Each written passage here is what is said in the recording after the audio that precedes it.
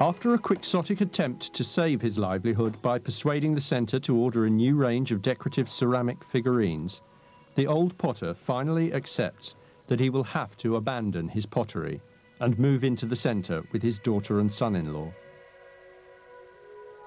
Soon after the Algor family have installed themselves, however, a rumour begins to circulate of a strange discovery that has been made in the course of excavation work deep under the centre's foundations. Cipriano Algor, ever curious, decides to go and find out what is happening for himself. One of the impressive and rather curious things about A Caverna, the cave, is that you don't find out until a very long way into the novel what the significance of the title is. And then when you do, there's a double shock. But not only is this Plato's cave, it's actually a real cave. It's an archaeological find. And then you say to yourself, well, what's it there for? What's the point of it?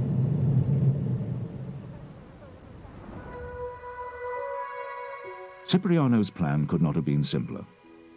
He would go down in the service lift as far as 05, and then abandon himself to fate and to chance.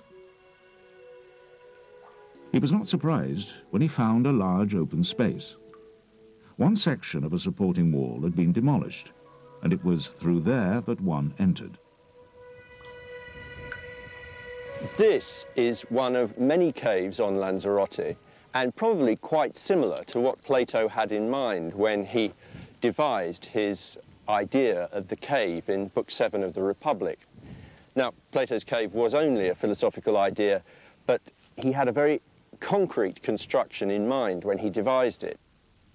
The simple twist in Saramago's tale is to lead his hero, Cipriano, into a real version of Plato's metaphorical cave. Cipriano Algor switched on the torch and set off.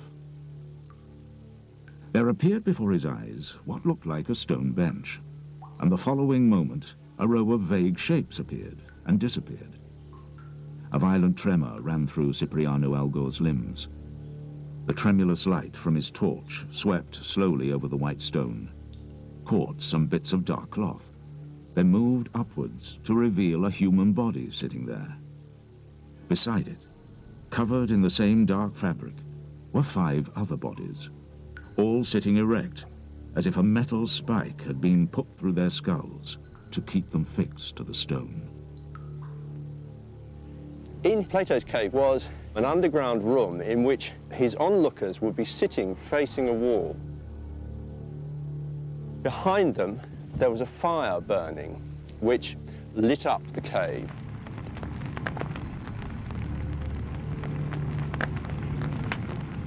And between the fire and the onlookers, there was a bridge or a path across which his puppeteers would move objects whose shadows would be reflected onto the wall in front of the onlookers.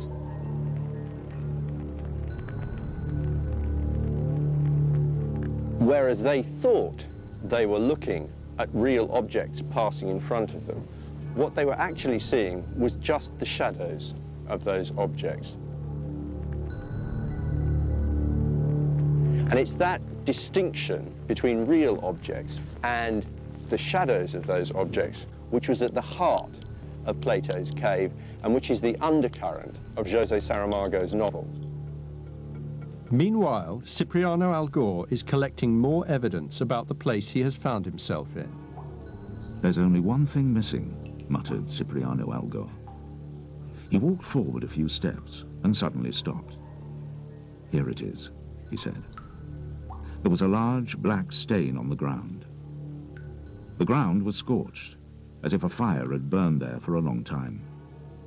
There's no point asking if they existed or not, said Cipriano Algor. The proof is here. Each person must draw his own conclusions. I've drawn mine already. You must decide what to do with your own lives, but I'm leaving the center.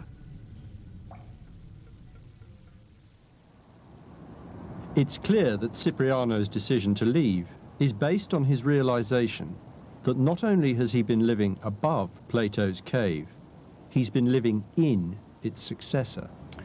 A alegoria é óbvia, claro. A caverna de Platão, as pessoas sentadas olhando a parede, e realmente é uma semelhança verdadeiramente extraordinária. Quer dizer, a realidade converteu-se em imagem e tem sobre o espectador uma influência limitada ao facto de ser a imagem e não a realidade que ela mostra. O comportamento perante a televisão é exatamente este, é exatamente aquele que o Platão desenhou, digamos, no mito da caverna, com as pessoas atadas, olhando as sombras e crendo que as sombras são a realidade. There's no doubt that Saramago's The Cave holds up the sternest mirror to our times.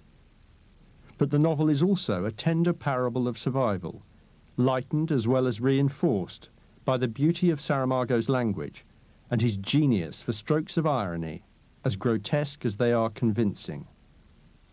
The book ends with one of Saramago's greatest strokes of irony. The authorities at the centre transform Plato's cave into the ultimate tourist attraction.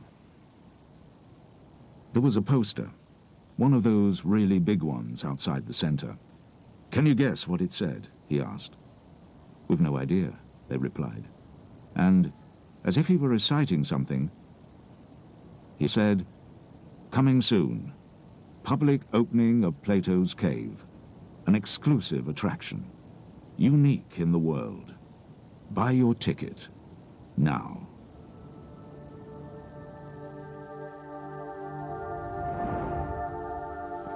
É verdade que podemos dizer que vivemos numa época de barbárie. Praticamente em todos os aspectos, digamos, da vida humana. Digamos, o Império Romano, quando quis distrair, digamos, as pessoas das preocupações que se supõe que deviam ser as suas, as mais importantes, pois inventou a fórmula pão e circo, não é? E hoje, adaptada, muito melhorada, evidentemente, a fórmula funciona e com a mesma eficácia com que funcionou antes. Cumplicidade dos próprios meios de comunicação social, os jornais, as televisões, digamos, em geral, que são parte de um mecanismo que eu não quero dizer que tenha sido diabolicamente idealizado, e há de facto uma indiferença hoje, eu creio que sim, que a palavra exata é esta, indiferença de massas humanas em relação aos seus problemas essenciais.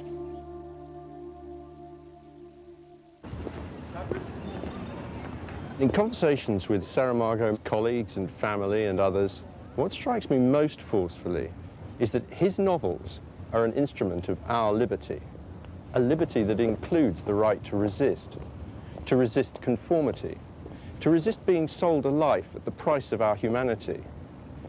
Put it another way, to resist barbarism. Always remembering that the point of resistance isn't to win, but to outlast the opposition.